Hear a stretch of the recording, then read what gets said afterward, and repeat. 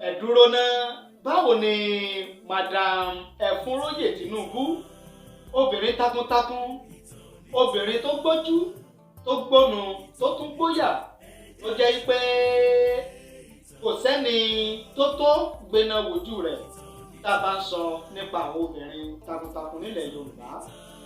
Ọ̀kan pàtàkì ni Madam Efunroye Tinubu. Ẹ dúró ná, ipa wo ni Madam Efunroye Tinubu, ipa wo ló kó lórí ìṣàkóso àwọn bìrìtìkó, ìyẹn ìjọba amúnisìn àwọn bìrìtìkó nígbà tí wọ́n ń ṣèjọba lórílẹ̀‐èdè Nàìjíríà láyé ìjọ́un? Kí lẹ fẹ́ gbọ́? Kí lẹ fẹ́ mọ̀ nípa ògbóǹtarìgì ògúnnágbòǹgbò oníṣòwò obìnrin Madam Efunroye Tinubu? Báwo ló ṣe di ẹni tí gbogbo ayé mọ̀ káàkiri ilẹ̀ Yorùbá nígbà ayé rẹ̀? Ẹ farabalẹ̀ kẹ́ ẹ gbọ́ wa láti bẹ̀rẹ̀ dé òpin fídíò yìí láti máa mú ìtàn nípa Madam Efunroye Tinubu wá sójú wòran yín. Ó yá o, ẹ jẹ́ á lọ. Otasansan rédíò and TV a wà lórí Facebook àti YouTube. Bẹ́ẹ̀ bá ṣe ń gbọ́ wa bẹ́ẹ̀ lẹ́ẹ̀ máa wò wá. Obìnrin takuntakun tí ò ṣeé gbàgbé nínú ìtàn ni Madam Efunroye Tinubu láàrin àwọn obìnrin tí wọ́n láàmìlaka lórílẹ̀‐èdè Nàìjíríà tó fi dé ilẹ̀ Áfíríkà àti káàkiri àgbáyé. Bíi aago ṣọ́ọ̀ṣì ni orúkọ Madam Efunroye Tinubu ló sì máa ń dún létí àwọn tí wọ́n mọ̀ ọ́n dáadáa àti àwọn tí wọ́n mọ ìtàn tí wọ́n sì mọ àrọ́bá tí í ṣe bàbá ìtàn nígbàkúgbà tí wọ́n bá gbọ́ orúkọ Madam Efunroye Tinubu. Lára àwọn obìnrin bíi ọkùnrin tí ìtàn ò lè gbàgbé nílẹ̀ Yorùbá ò ní Madam Efunroye Tinubu. Màmá yìí lóbìnrin tí ó kọ́kọ́ gbógun ti ìṣèjọba àti ìjẹgàba àwọn bìrìtìkó nílẹ̀ Nàìjíríà nígbà ayé ìjọ́un. Oníṣòwò torítajé ṣe ni Efunroye Tinubu. Efunroye ó lówó, ó lọ́lá, ó lọ́rọ̀, ó lẹ́rú, ó sì lẹ́rù. Obìnrin takuntakun ni tá a bá ní parọ́ fúnra wa. Kò sẹ́ni tí ò mọ Efunroye Tinubu nílùú Èkó àti ilẹ̀ Ẹ̀gbá nígbà ayé rẹ̀. Ọdún 1810 ni àkọsílẹ̀ sọ pé wọ́n bí Efunroye Tinubu nílùú Òjòkòdó tó wà ní ìpínlẹ̀ Ògùn báyìí. Lẹ́yìn ikú ọkọ àárọ̀ rẹ̀ ni ó lọ fẹ́ ọba Adèlé Àjọsùn lọ́dún 1833. Lẹ́yìn náà ló fi Bàdágìrì ṣe ibùgbé nílùú Èkó. Ó fi ọlá ọkọ rẹ̀ tó jẹ́ ọba, ó fi kó ọlá àti ọrọ̀ jọ látàrí òwò tòbákò, òwò sìgá àti òwò ẹrú tí ó ń ṣe nígbà náà. Kí ọkọ rẹ̀ ìyẹn ọba Adèlé kó tó papòdà lọ́dún 1837 ní okòwò àti ọrọ̀ ajé rẹ̀ ti gbilẹ̀ dáadáa.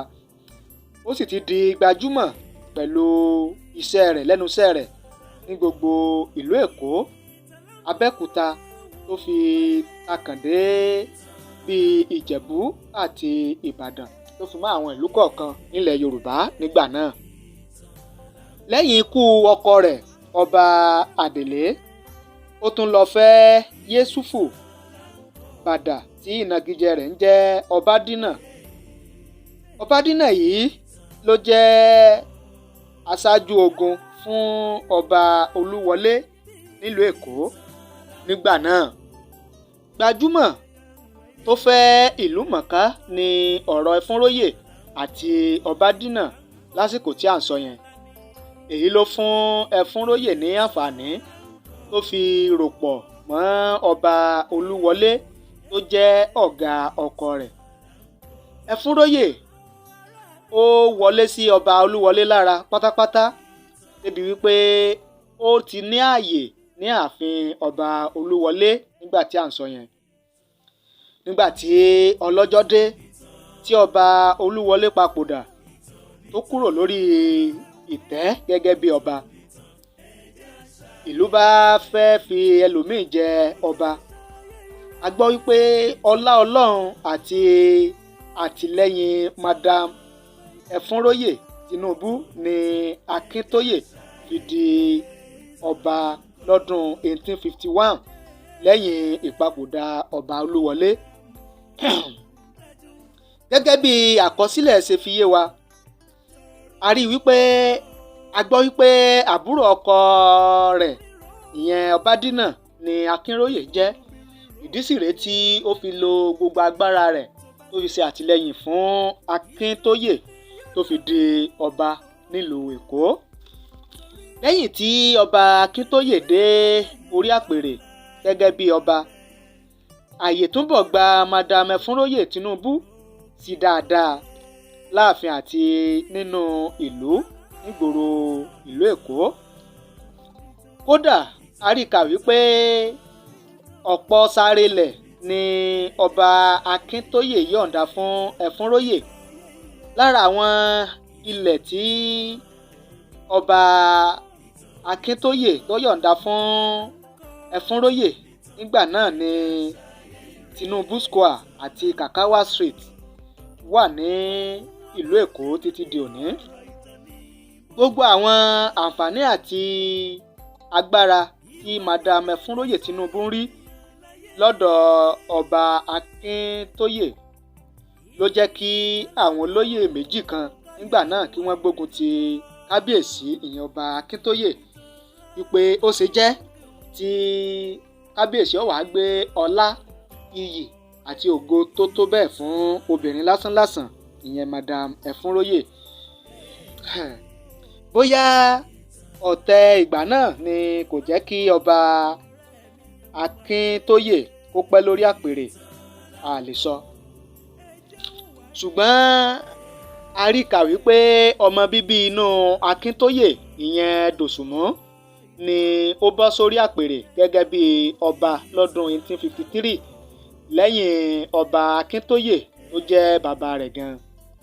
A sì rí kà wípé ọlá Ọlọ́run àti àtìlẹ́yìn Madam Efunroye Tinubu ni ó jẹ́ kí ọba Dòsùnmú tó jẹ́ ọmọ Akintoye tó fi dórí ìtẹ́ gẹ́gẹ́ bí ọba nígbà náà.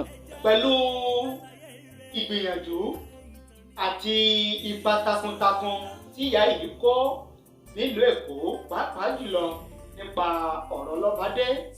Tá a bá pe Madam Efunroye Tinubu ní afọbajẹ nílùú Èkó nígbà ayé rẹ̀, kò burú, kò pọ̀jù, kì í ṣe àsọdùn, torí pé obìnrin takuntakun òun náà ni Madam Efunroye Tinubu.